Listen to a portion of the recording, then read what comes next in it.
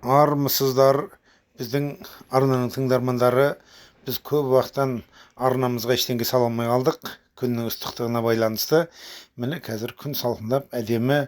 Бүгін еттің сорпасынан палау жасауды әдісін сіздерге көрсетемін. Көп адамдар еттің сорпасын төгіп жатады, далаға тастап жатады. Ол дұрыс емес.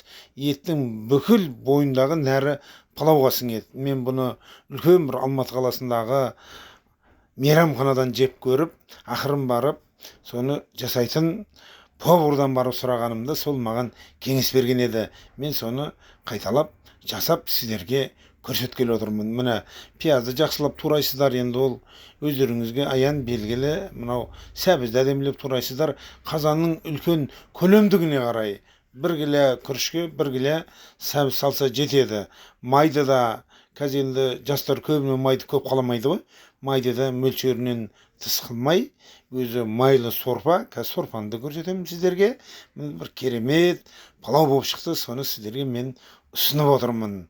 Міне қымбатты тыңдармандар, бұл палау дегенде қазақтың ас мәзіріне, дастарханына кез келген ас ауқат палау беріледі. Міне мынандай күріш таластар ұзын, өзі керемет, әдемі.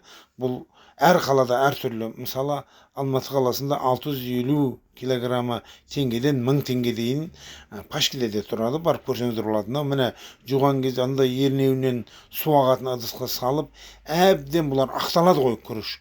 Ақталған әбден жуып, кәдімгі су тоңғанға дейін жуу керек. Сонда ешқандай ақталған артық нәрсе бармайды.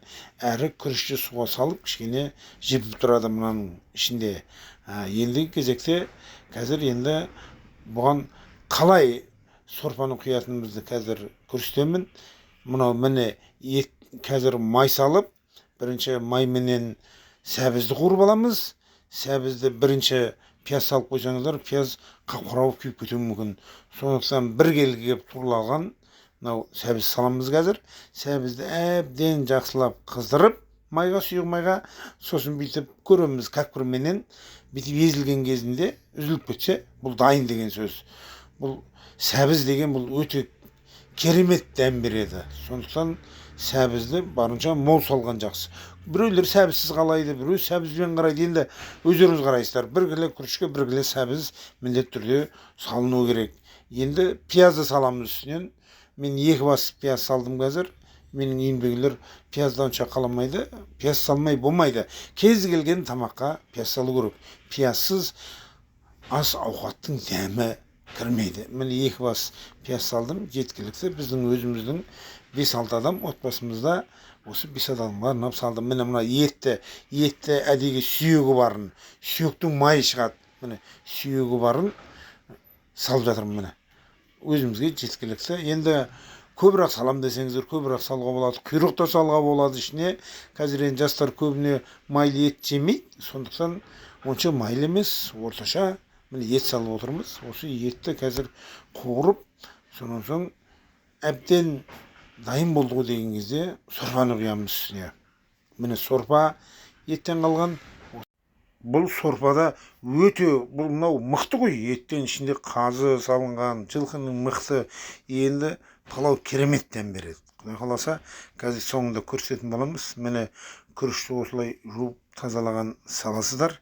Қайнаған кезде мынау бір енді қасықтың ұшындай ғана батып тұру керек. Көп су құюға да болмайды. Әбден езіліп ботқа болып кетеді. Сол үшін біреулер қатты болу үшін, шашпа палау болу үшін астын қатты жағып жатады. Мен жай жағамын. Міне мынау алдарыңызда қияр менен қызанақ, помидор, міне турап, әдемілеп қазір палаудың үстіне салып, міне қандай керемет палау болды, қандай дәмді шашылып тұр. Енді кәфенің палауынан кейін емес. Міне қымбатты тыңдармандар, келесі видеомызды жүктегенше сау саламатта болыңыздар.